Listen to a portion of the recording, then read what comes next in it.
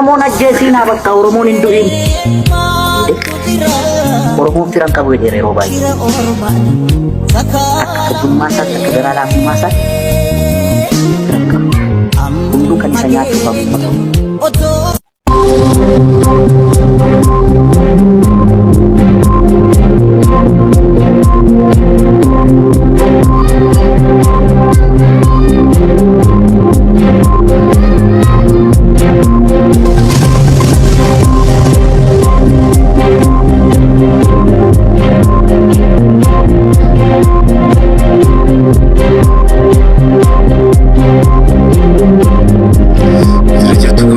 Jaalatamtoota kiyya harka fuunee daawwattoota dhabeelatu guyyaa irraan tanaa immoo qophiiwwan lama wal duraa duubaan dhiyeesseetti jiran.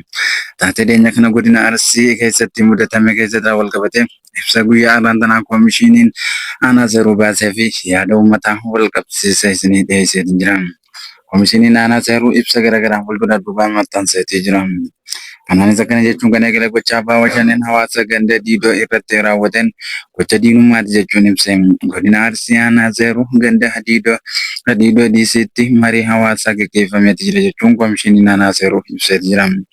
Marii kutaalee hawaasaa guddicha gaggeeffame irratti ijaarsaa fi deeggarsa irrattinis xiyyeeffannaa marii bal'aa hawaasa gandichaa guutuu waliin bakka Obbo Jamaal Gannaalee fi itti gaafatamaan paartii siyaasaa Baarattii Badhaadhinaa kan ta'e akkasumas itti gaafatamaan damee godina Arsii fi koreen qindeessitoota aanaa Zeeruu fi hoogganaan sadarkaa gandaa guutuutti bakka jiranitti mari'annee jira jechuun aanaa Zeeruutiin ibsamee jira.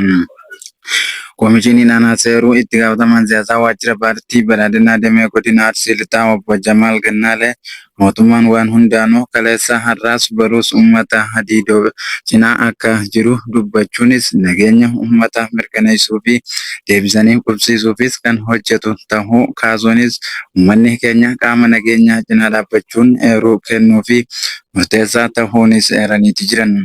Maricha bulchaan aanaa Zeeruu Obbo Jamaal Gannaalee fi akka bulchaan aanaa Zeeruu Obbo Jayilaan Ahmad gochi diinummaa Abbaa Shaneen hawaasa nageenyaa gara jabummaa fi shiftummaan isaaniin raawwatan kun diina uummataa ta'uu qabatamaan kan mirkaneessu jechuun bulchaan aanaa Zeeruu Obbo Jayilaan Ahmadiin. Uummanni kanaanis gocha suukanneessaa kanaan balaaleffachuu qaban jechuun uummata aanaa Zeeruutiif dhaamsa isaa dabarseetti jira. Garuutuu immoo yaadni hawaasaatis isaanis gocha haala Abbaa Shaneeti jechuun ibsaa jiran kana hawaasnis yaada biraa ibsaati jiran. Fuulduraa duubaanis kun immoo Jamaal Gannaalee fi akkasumas Jayilaan Ahmad karoora isaanii kana guututti mootummaan akkaanii fi hidhachiisee hidhattoota gosa saba tokkoo milishoota hedduu hidhannoo uummata Oromoo godina Arsii jiraatan uummata aanaa Zeeruu akka miidhan jechuun qopheesse ta'uu uummanni himaati jiran. Waajjirri koomishinii aanaa Zeeruu yaadni inni ibsee jiru kun immoo ammallee yaada guutuu akka hin ta'in hawaasa birattis fudhatama tokkos akkaaniif hin qabaannetu mirkanaa'aati jiran. Kanumaan qofa osoo hin taane immoo yaada isaanii kanaanis itti fufuun ni dubbannamu. Gocha shiftummaa fi eenyummaa itti gaafatamummaa hin qabne gaggeeffameen tokkummaadhaan ni balaaleffanna jiraattonni aanaa Zeeruu akkasumas ganda Diidoo hindis jechuun barreessaniiti jiran. Gocha dhibbana godina Arsii aanaa Zeeruu ganda Diidoo hindisitti uummata nagaa irratti fiinxaleeyyii Abbaa Shaneetiin raawwatame tokkummaa fi qindoominaan kan balaaleffannu ta'uu jiraattonnaafis dhaamsa ni dabarsan jechuun koomishiniin aanaa Zeeruu ibseeti jiran.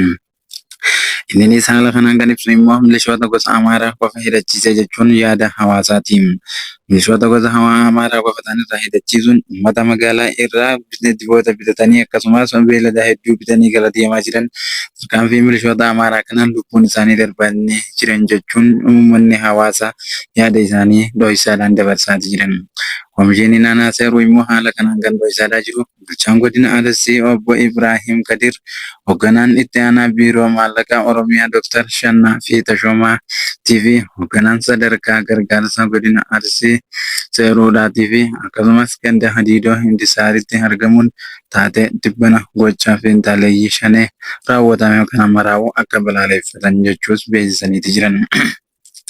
Isaanis immoo yaada kana wal fakkaataa isaan ibsaadhaa haa jiraatanii malee taateen dhiyeenya kana raawwatame kuni osooniif abaaboo shaneedhaan hin taane finxaaleeyyii Amaaraa bulchaa aanaa Seeruu obbo Jeelaan Ahmadiin hidhatame ta'uun mirkanaa'eeti jira. Obbo Jeelaan yeroo hedduu hawaasni gara isaa quba qabaachaa jirus hawaasa sodaachisuun tarkaanfiiwwan garaagaraa irratti fudhachaa jiran. Hawaasni akkaaniif hin dubbannee fi akkaaniif hawaasni yaada isaanii hin ibsanneetu mul'ata. Taateen godina Arsii aanaa Seeruutti mudate kun waan takka hin mudatnii fi hawaasa idil addunyaa irrattis miidhaa guddaa fi akkasumas gocha fokkisiisaadhaa fi gocha aadaa fi safuu hawaasaa guutuu kan cabsu ta'uu tuun mirkanaa'eetii jira. Garuu immoo isaan yaada kana ibsuun isaaniitis abaaboo shaneen gocha fokkisiisaa fi gocha hin taane hawaasa kan irratti raawwate kan jedhan milishoota saba Amaaraa qofa hidhachiisuun tarkaanfii akka waa uummata Oromoo irratti fudhatan taasise.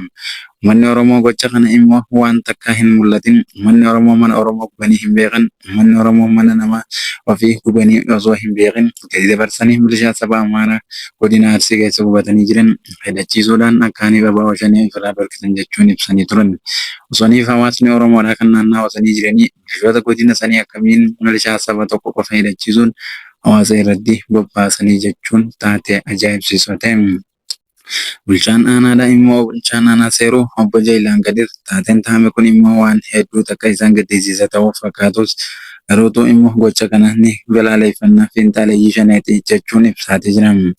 Uummata isaanii kan jecha raawwatame kana uummata qe'ee fi qabeenya isaanii irraa buqqaan waliinis akkaataa nageenyi waaraan mirkaneessuu danda'amu irrattis ni mari'an jechuun bulchaan aanaa Seeruu obbo Jeelaan Ahmad ibsaniiti turan. Garuu gocha kana immoo kan raawwate isaan himalaa jiran kun immoo guutuutti hawaasa osoo hin taane abaaboo shaneetti raawwate jechuun abaaboo shaneetti quba qabaachaa jiran. Abaaboo shaneen takka isaa midhaan namaa gogeen garre abaaboo shaneen takka midhaan namaa geggeessan garre jechuun hawaasni keekaatti jiran. Taateen ammaan tana taa'ame kun immoo akkaan kan nama ajaa'ibsiisuu fi godina Arsii keessatti saboonni hedduun kan jiraatanii fi kabajaan waliin jiraatan Arsii lafa quufaa kan yeroo hundarraa buqqifatanii irraa nyaatanii har'a immoo saba isaanii irratti argaman dirree irratti gadi baasanii miidhaa gurguddaaf saaxilaniiti jiran. Uummanni gara miidiyaatii fi hundaanis iyyannaa isaan gaggeessaa jiran kanaanis mootummoonni biyyattii akkaaniif quba hin qabneetu mirkanaa'an. Garuu immoo gocha kanaatiinis koomishiniin aanaa Seeruu gocha sobaa kan hin fakkaanne ibseeti jiran. Abaaboo shaneen manneen namaa kana gubuu osoo hin taane hawaasnis nama isaan miidhanii beeka. Hawaasnis nama isaan miidhaa gurguddoo irraan ga'u osoo beekanii callisootu himan. Garuutu achi keessa saboonni hedduu waliin jiraatanis isaanis ibsa haala kanaan kan itti fufan gara ibsa isaaniitti deebinan. Jiraattonni aanaa Seeruu ganda Hadiidoo Hiddis miidhaan irratti qaqqabe kun rakkoolee gocha finxaaleeyyii shaneetiin nurratti raawwatame tokkummaa qindoominaan qolachuun nageenya tasgabbii qabu mirkaneessuun kutannoo keenya deebifna jedhan. Kanneen qe'ee isaaniitirraa buqqa'an deebisnee dhaabuu fi kutannoo hojjechuu jiraachuu himan. Hawaasni qaamolee nageenyaa waliin qindoominaan uumuudhaan garee shiftaa qabeenya lubbuu lammiilee nagaa galaafatu balaaleffachuun dabare tokkummaan irratti qabsaa'uun akka qaban dhaaman. Hawaasni miidhaan irra gahees humnaa fi qabeenya qindeessuu fi deeggarsaa taasisuun jiraachuunis himaniiti jiran. Garuu hoogganaan itti gaafataman biiroo maallaqaa Oromiyaa Dr. Ashannaa Beeksisa rakkoo nageenyaa namaafii wanni marti irraa ibsaniiti jiran. Kanaanis yaada nama guddaa kanaatis waliin dhaggeeffannee walitti adeeminu. Wanni bilisoomsan namaa miti lafa yoo taate. Namni kun nama namarraa dhalate, nama haati dhalte, nama obboleettii waliin dhalatte, nama gartanii gara nyaatii namaa qabaatuu qabu. Yoo kana taate wanni bilisoomsan namaa miti lafa taate warri danqaraa jirulleen haa duguugu. Boo'ichi kama kaleeti itti jirra. Gubaneen tama kaleeti itti jirra. Takka sun sanii lamu mootummaalleen mootummaa jala jirra jenna. Waraanni mootummaa kalee waan shiftaan godhe naman godhu. Akka shiftaan godhe naman godhu. Qallaba kosororra waytii diina jennee diinni nu bulchu sun.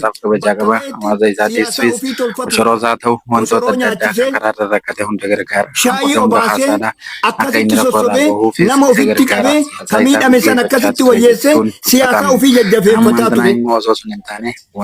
Har'a ammoo maali gaa? Yoo tatumamtu haadha taate.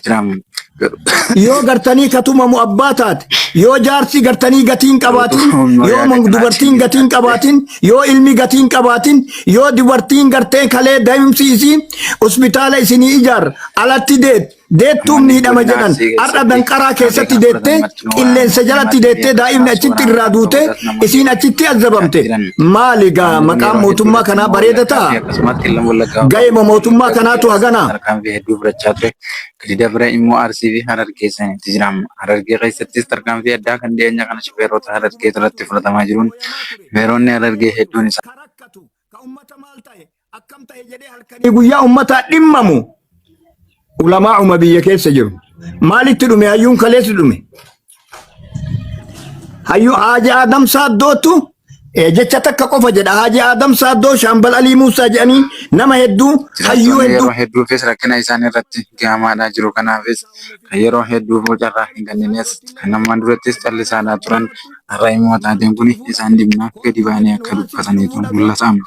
Yeroo hedduu uummanni Oromoo uummata nagee jaalatu. Turna dhoorge mee dubbadhu gaa hin dubbadhu waan hin dubbanneef qaba maaltu si dhoorga waa sadii walitti argate leencaa waraabessaa jeedala gaala tokko sangaa tokko hoolaa walitti argattee jedheen maarree leenca waraabessaan nuu qoodi jennaan leenci gaalli ka leencaati sangaan kiyya hoolaan tajeedalaati jennaan qooda cubbuu kana qooda waslaattaa jennaan mataa irraa muree lafa buuse.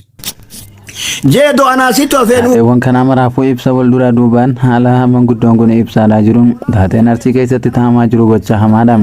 Kaabineen mootummaa immoo sobaa fi yeroo wal duraa duubaan taatee hin taaneenis deebisaa kennaatii jira. Kunis gocha keenyaa miti jechuun kaabineen didaa jirus garuutu immoo namoonni hedduun miidiyaa isaanii irratti gadi ba'uun gocha haala kanaan deemaadhaa jiru balaaleffachaa jiran. Taateen hammaan tanaan duraa fi kanneen irra deddeebiidhaan arsii keessatti ta'anii kibiraa fi nama akkaanis rifachiisu. Abooluleen ka gammadu